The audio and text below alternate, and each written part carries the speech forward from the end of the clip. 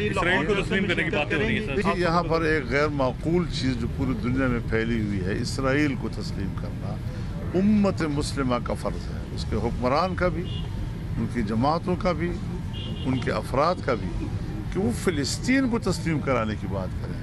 ہم فلسطینیوں کو بھول بیٹھے ہیں، ہم اسرائیل کو تسلیم کرانے کی باتیں کر رہے ہیں۔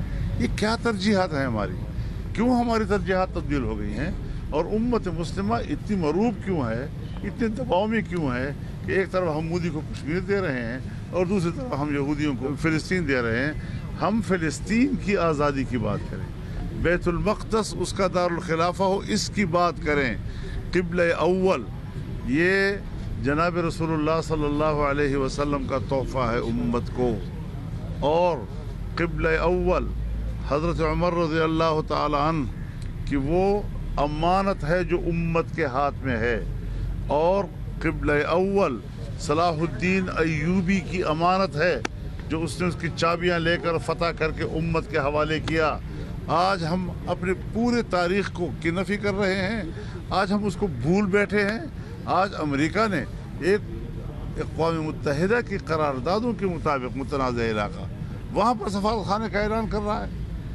یہ تو پوری دنیا کے قانون میں نہیں ہے، یہ تو جبر ہے، زبردستی ہے۔ لہٰذا سب سے پہلے بات کی جائے گی تو فلسطین کی ہوگی، اس کی آزادی کی ہوگی، اس کی خود مختاری کی ہوگی، اس کی دارالحکومت کی ہوگی۔ اس کے بعد پھر دیکھیں دنیا اب کس نتیجے پر پہنچتی ہے، اسرائیل کا کیا بنتا ہے کیا نہیں بنتا۔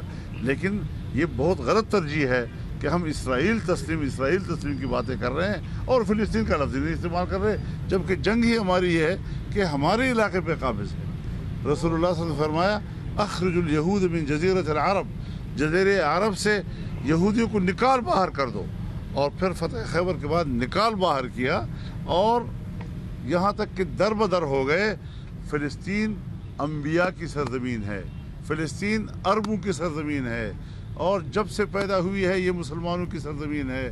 اس پر یہودیوں نے قبضہ کیا ہے، اور 1940 کی پاکستان کی قرارداد، 1940 کی قرارداد پاکستان کا یہ حصہ ہے کہ یہودیوں کی جو نئی بستیاں بن رہی ہیں یہ ناجائز ہے، اور پاکستان اس فلسطینیوں کے شانہ بشانہ کھڑا رہے گا۔